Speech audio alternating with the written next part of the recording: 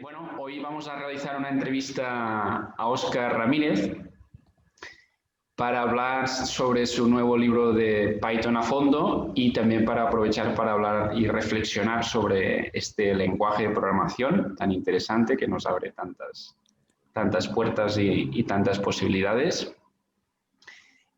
Óscar está en la Casa del Libro de Sevilla, que nos ha cedido muy gentilmente su espacio. Yo, Jeroni, soy el gerente de Marcombo, estoy en Barcelona. Nos acompaña también Ferran, que ha sido el asesor técnico del proyecto, que es también Project Manager de la parte de formación de Marcombo. Óscar es ingeniero técnico e ingeniero en informática, con un amplio conocimiento en el desarrollo de aplicaciones en diferentes ámbitos. Está especializado en Python y más concretamente en el desarrollo web con Python. Y bueno, Óscar, cuéntanos un poco más sobre tu trayectoria profesional para conocerte más de tu voz, por favor.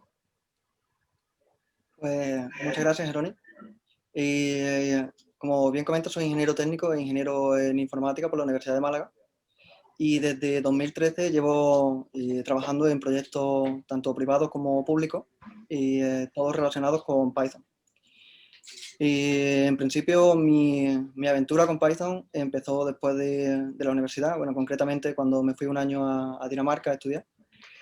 Y allí nos propusieron que podíamos elegir el lenguaje de programación que quisiéramos, siempre y cuando fuera orientado a objetos. Entonces elegí Python, porque en principio no lo conocía y quería saber mucho más de él, ¿no? Y desde entonces ha sido más bien devoción y enamorarme del lenguaje.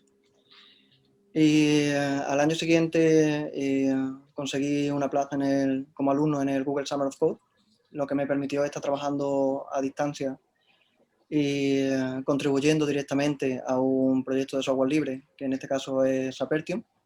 Apertium es un proyecto que se dedica a hacer traducciones de lenguajes, ¿vale?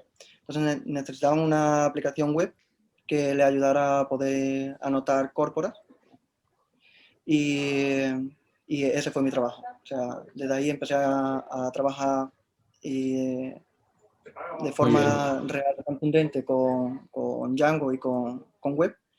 Y desde entonces, o sea, al año siguiente ya empecé a trabajar en las compañías privadas, ¿no? Y desde entonces he estado trabajando principalmente en web. Muy bien. Ya nos has comentado ya por qué elegiste a Python como lenguaje. Es interesante. Has hablado del auge en el uso de Python a nivel laboral. ¿Se podría cuantificar de alguna forma el auge que está experimentando el uso del lenguaje? Realmente el uso del lenguaje en sí no es nuevo. O sea, no estamos hablando de un lenguaje que tenga poco tiempo, poca trayectoria, pero sí que desde hace pocos años se está experimentando un auge muy grande, tanto por la parte industrial como por la parte de software libre. Y ejemplos claros son que cada vez más empresas están usando este lenguaje para hacer frameworks propios o directamente para trabajar con el lenguaje en sí. Simplemente por dar algunos datos, y a día de hoy si se busca en páginas de trabajo como InfoJobs, simplemente en España se pueden encontrar más de 1.500 empleos con la frase desarrollador Python, ¿no? Pero si vamos a un ámbito un poco más amplio y simplemente buscamos qué ofertas necesitan de Python, ya sea como herramienta o como trabajo en general, ya pasamos a cerca de 5.000, ¿vale? Pero, por ejemplo, a mí siempre me gusta ver cara al futuro, ¿no? ¿Qué es lo que nos puede aportar este lenguaje? Y uno de los principales países que ya han empezado a usar este tipo de lenguaje es Estados Unidos. Y claro, si buscamos en LinkedIn la palabra Python, podemos ver el gran impacto que tiene en la sociedad estadounidense, ¿no? Habiendo más de 110.000 puestos de trabajo actualmente para programación en Python. Y es fácilmente comparable a otro tipo de lenguajes como puede ser Java o puede ser cualquier otro lenguaje. Muy bien. Y Óscar, ¿existen otros ámbitos, aparte del ámbito donde Python esté destacando mucho ahora actualmente? Realmente y ha sido un gran aporte, ¿no?, a nuestra comunidad, que Python se ha empezado a usar muchísimo en la parte de ciencia, en todos sus aspectos, desde la parte analítica, como podría ser la ciencia de datos, que se especializa en el análisis de datos y en buscar nuevas formas y nuevas analíticas dentro de los propios datos, a ciencia general, como se conoce normalmente, que puede ser en física, en biología, incluso en los campos de la biomedicina se está usando muchísimo. Esto está aportando, o realmente lo que está atrayendo es gente de otros sectores o que estuvieran usando otro tipo de lenguaje, como puede ser MATLAB o puede ser R, que estén adoptando Python, y que eso contribuya a que cada vez salgan nuevos frameworks, nuevas herramientas, nuevas librerías, y que se esté adoptando de manera masiva. Muy bien. Ferran, tú que eres también un buen especialista de Python y que has participado también en este proyecto, me gustaría que hicieras también tus preguntas a Óscar.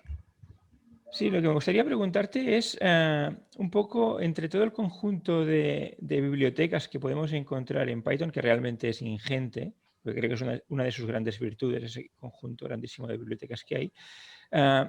¿Qué bibliotecas destacarías por su complejidad o por su potencia respecto a otras? Ya sé que es una pregunta muy compleja porque hay 1000 sectores diferentes, pero si tuvieses que escoger alguna, ¿qué librerías escogerías? La verdad es que es una pregunta bastante difícil, Ferran, porque es cierto que hay muchísimas librerías que son fantásticas, ¿no? A mí la verdad es que me gustaría destacar Django, principalmente, ¿vale?, el framework en sí, y Flask. O sea, porque para mí y para la comunidad realmente creo que ha sido un antes y un después dentro del desarrollo de Python. O sea, se pudieron, aparecieron en escena como framework web, donde ya había otros lenguajes como Ruby o como cualquier otro framework como Java y demás, ¿no?, con su propio framework para desarrollo web, y supieron posicionarse dentro del mercado para principalmente abrirse hueco y que llegara muchísima más gente, ¿no? Como otra librería, y me gustaría destacar, por ejemplo, el ORM de Django, que la verdad es que soy bastante fan de él, ¿no?, pero si se quiere trabajar con bases de datos relacionales y no se está usando web, ¿vale?, porque sea cualquier otro tipo de aplicación, SQL Alchemy en conjunción con Alembic, ¿vale?, ofrece una capacidad increíble de poderte conectar a diferentes bases de datos y además tener un sistema de migración muy, muy potente. O sea, comparable al de Django RM, aunque tenga muchísimo más tiempo. Y como otras librerías, o sea, sinceramente tiro un poco por web, porque es un poco mi parte más fuerte, ¿no? Por ejemplo, la de Django REST Framework, en la que se puede crear aplicaciones y APIs súper simples, o la archiconocida Requests, que es utilizada por prácticamente todo el mundo en este ámbito, ¿no? Ya veo que sí que te inclinas bastante por el lado web, ¿no? Y veo, perfecto, perfecto. Y más allá del nivel profesional, es decir, ¿hay alguna librería que te gustaría destacar más allá de este entorno web que ya veo que es el que profesionalmente te interesa más, está claro?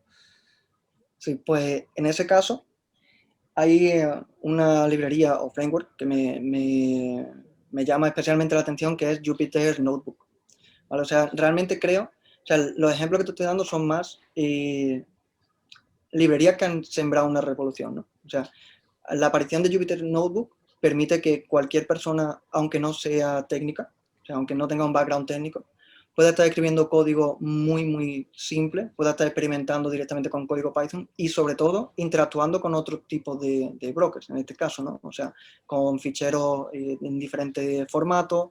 Se pueden usar librerías tan potentes como NumPy o TensorFlow directamente ahí, sin realmente ver la complejidad, porque se puede tener un servidor de notebook y muchas personas que no tienen por qué ser técnicas están usándolo, ¿no? Y por otro lado también ver que hay una gran parte que se puede utilizar, que es la parte de Matplotlib o de librería gráfica, incrustada directamente dentro de Jupyter Notebook. Entonces es una gran potencia que tú simplemente escribiendo el script, ¿no? Digamos que hasta hace poco, digamos, tú simplemente tenías un script y lo compartías. Ahora eres capaz de compartir directamente todo el documento que se ejecute en otro programa, que otra persona lo pueda leer y que además no tengan que ser técnicos los que tengan que estar usando la herramienta, ¿no? Me parece una librería increíble, sinceramente. Totalmente. Bueno, me gustaría comentar también que sin hacer propaganda de servicios de otras empresas, por ejemplo, no sé si Google, con el Google Colab, que utiliza Jupyter Notebook, puedes realmente tener un entorno de programación con todo para Machine Learning y ya directamente sin tener nada instalado en tu ordenador y online a través de las herramientas de Google, y es gratuito, cosa que realmente permite a cualquier persona. Yo cuando lo descubrí me pareció impresionante, porque puedes desarrollar cualquier cosa en máquinas ajenas, es decir, puedes ejecutarlo en máquinas remotas de manera gratuita y de manera súper sencilla. Así que realmente estoy de acuerdo contigo que es un proyecto, realmente además está de moda ahora mismo. Yo creo que es un proyecto de tendencia a utilizar Jupyter ahora mismo. Perfecto. Y por último, te quería comentar, más allá, y dejándonos un poco del tema más serio, entre comillas, ¿qué librerías, si has encontrado alguna vez alguna librería de esas que a veces los desarrolladores siempre tienen tendencia a poner como hacer cosas curiosas o divertidas que realmente no tienen tanta utilidad, sino que, bueno, es como un divertimento que hacen? Entonces, ¿has encontrado alguna cosa con Python que entre esa categoría de librería curiosa o sorprendente?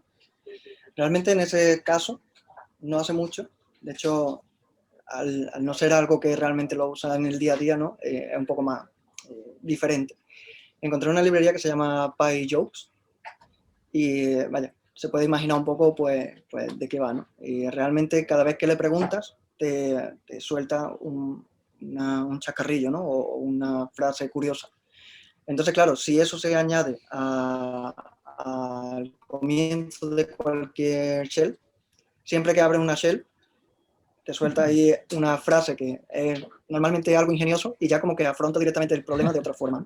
Sí, sí. Es la verdad que me gustó bastante. Por la parte curiosa, creo que no se le da la suficiente importancia a una de las librerías o uno de los módulos que tiene Python interno, que es HTTP Simple Server, que realmente es súper potente, pero no se habla mucho de ello. O sea, como que la gente que lo sabe lo usa, pero no se hace mucha propaganda, ¿no? Te permite tener un servidor muy simple, compartir archivos directamente desde la carpeta donde lo ejecutas, y muchas veces me ha ahorrado el tener que ir a por un pendrive, ver si tiene información, si puedo compartirlo y demás.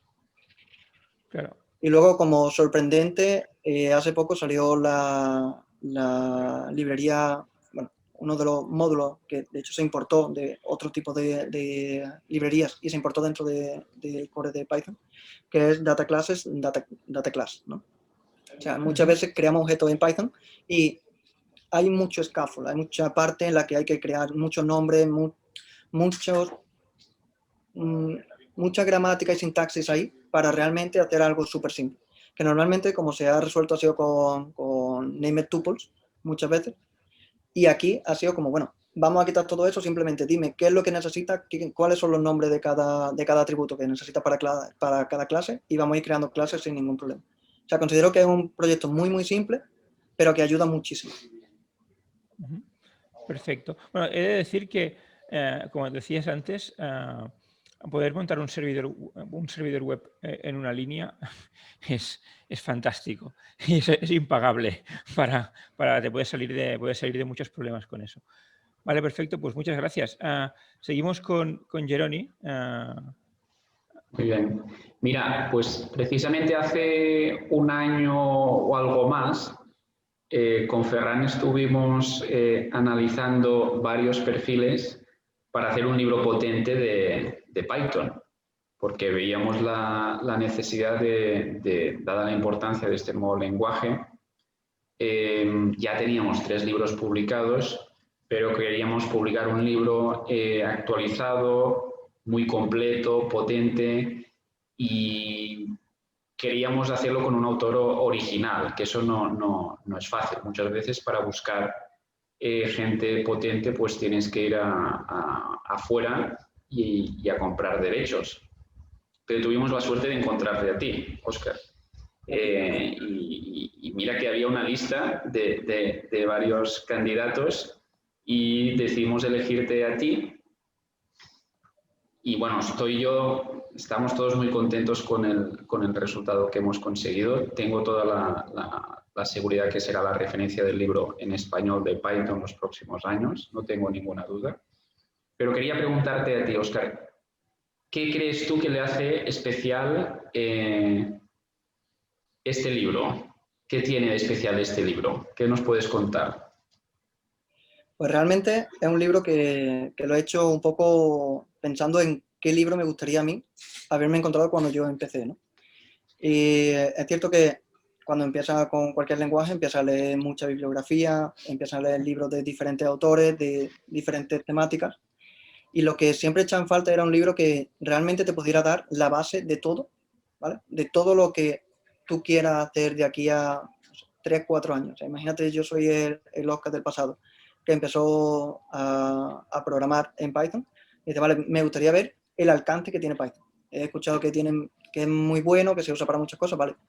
¿Qué alcance, qué cosas puedo hacer realmente con él, ¿no? Entonces, claro, cuando empecé el libro, empecé a pensar un índice que pudiera cubrir toda esa necesidad, ¿vale? Y me quedó un índice muy técnico. O sea, un índice en el que dice, vale, perfecto, quiero aprender de programación orientada a objetos y lo voy a tener. Quiero aprender de base de datos, lo tengo. Quiero aprender de concurrencia en Python, que es uno de los temas que no se suele tratar porque es medio avanzado y normalmente no se mira, ¿no? Me gustaría saber de interfaces gráficas para hacer aplicaciones, me gustaría saber de web, pero no solamente web aplicado a framework web, sino cómo enviar email, cómo conectarme a SSH, cómo automatizar tareas, cómo...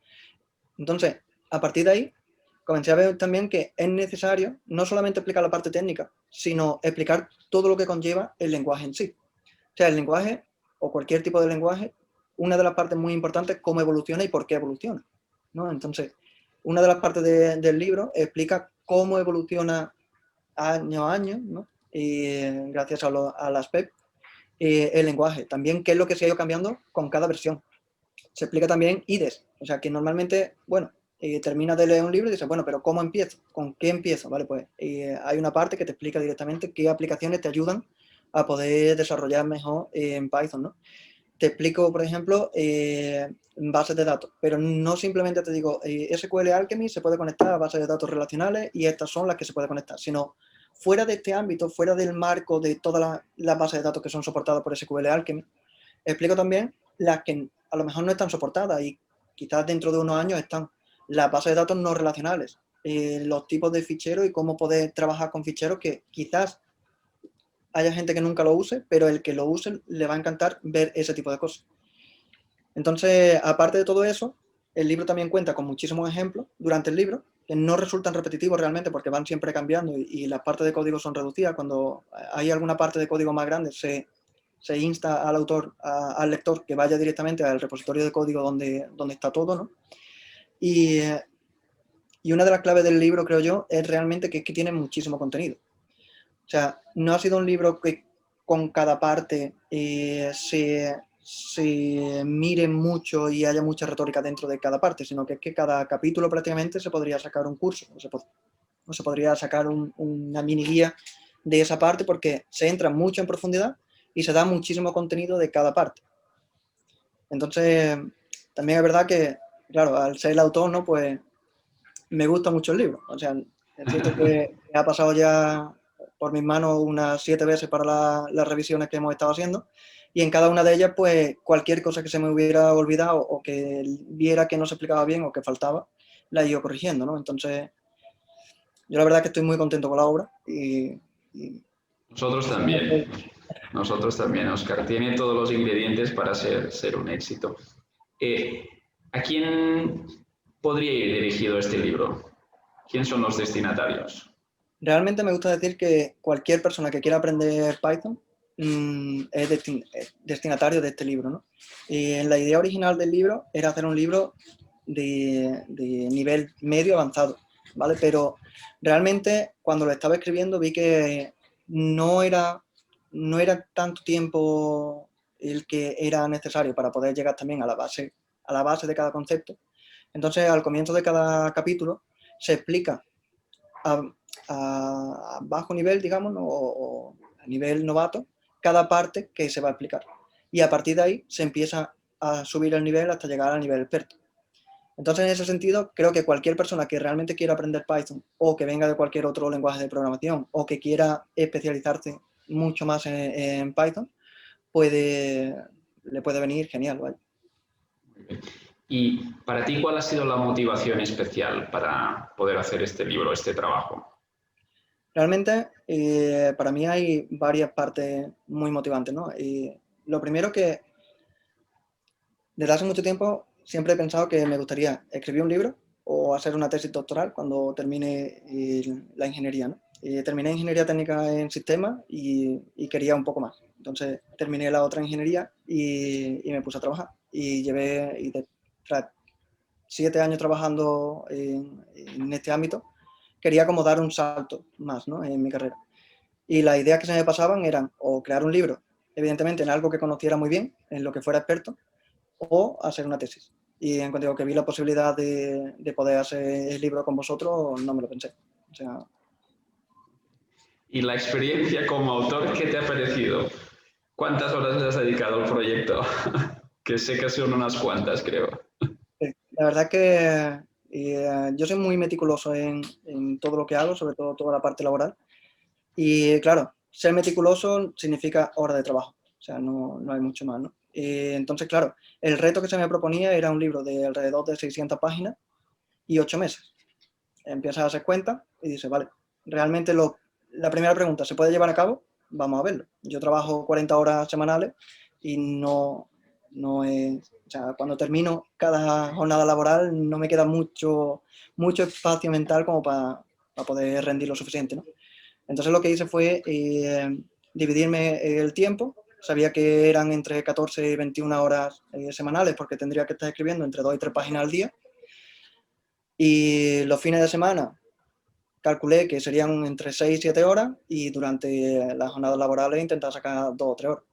Entonces el planteamiento era simple, aunque cuesta un poco trabajo de seguir, ¿no? Levantarte muy temprano, o sea, levantarte para las 6:30, las 7 como mucho, y hasta las 9:30, las 10 estás trabajando en el libro. Que esas eran como mis horas felices, porque realmente es cuando estás más despierto, cuando estás mucho mejor. Entras a trabajar, terminas para las 6:30, las 7, una hora para descansar, y a partir de ahí vuelve otra vez a la carga y hasta las 10, las 11. Y los fines de semana pues no eran realmente libres. O sea, es simplemente pues sigues trabajando 6 o 7 horas y hasta que el proyecto termine. O sea, yo estimo que han sido alrededor de 800 o casi 1000 horas el trabajo. Y realmente me quedo bastante corto, o sea, porque no se pueden contar las horas un poco a grosso modo, ¿no? Y eso sin contar, por ejemplo, pues las revisiones o todo el tiempo que se ha llevado después el libro, de pensar nuevos capítulos, de querer meter algún capítulo ahí a última hora porque veíamos que era súper bueno y se metió así, ¿no? Al final cuando haces cosas que te gustan y que quieres hacerlas, no cuentas la hora, o sea, la hora la sé ahora porque al final de todo he dicho, vale, más o menos tienen que ser estas. Las horas reales no las sabía, o sea, Está claro y puedo certificar por la información que tengo de ti que eres muy meticuloso y que eso ha ayudado y ha contribuido mucho también a conseguir este librazo. Es decir, una persona para poder conseguir escribir 630 páginas del nivel que tú has conseguido, o es ordenada, meticulosa, constante y motivada, o no lo puede conseguir. No todas las personas son capaces de hacer un trabajo como el que tú has hecho. Y siendo Óscar tan meticuloso, incluso sé, Óscar, que tú ya sabes dónde la gente puede incluso encontrar el libro. ¿En qué librerías puede encontrar el libro? Yo también lo sé, pero como sé que eres una persona que te gusta estar informada de todo, pues cuéntanos, ¿dónde puede encontrar la gente tu libro? o sea, en las mayores librerías de libros en general, ¿no? Digamos, o sea, las mayores plataformas, las mejores plataformas, como puede ser, por ejemplo, la Casa del Libro, que le doy las gracias una vez más por habernos dejado aquí. Y luego, no tanto en España, sino también en Latinoamérica, las pueden encontrar en formato digital dentro de muy poco y en formato físico en Alfa Omega, en México, y en Mercado Libre. También decir que en formato digital va a salir en plataformas digitales de primer nivel, como puede ser Tagus, de la Casa del Libro, y que desde la web que he creado directamente para compartir contenido sobre Python y especialmente el libro que se llama elpythonista.com, también se puede encontrar el libro y intento que cada vez que va saliendo una librería nueva o una nueva plataforma, mantenerla actualizada para que los gastos de envío sean los menores posibles y además que cada persona pueda ver directamente dónde poder comprarlo y dónde adquirir esta obra. Muy bien. ¿Y a ti dónde te pueden encontrar? ¿Dónde te puede encontrar a ti la gente? Pues realmente todos los perfiles asociados a Python que estoy promoviendo se encuentran en elpythonista.com, en la web, y en @epythonista, tanto en LinkedIn como en Twitter, en Instagram o en Facebook. Directamente me pueden contactar desde ahí e intentaré atender lo mejor posible y lo más rápido posible. Muy bien, muy bien. Pues, Óscar, muchas gracias de nuevo por tu trabajo, por tu dedicación. Estoy convencido que gracias a tu esfuerzo, miles de personas van a descubrir los próximos años la importancia del lenguaje de programación en Python y le van a sacar mucho más rendimiento. Y eso, que a veces cuesta de reconocer en la sociedad, tiene una contribución muy positiva al desarrollo social y económico de las sociedades.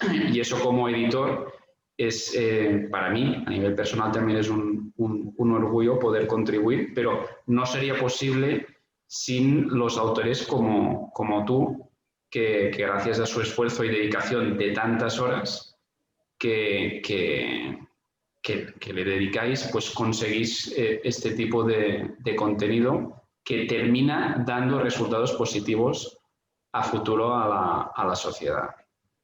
Pues muchas gracias, Óscar. Gracias a vosotros.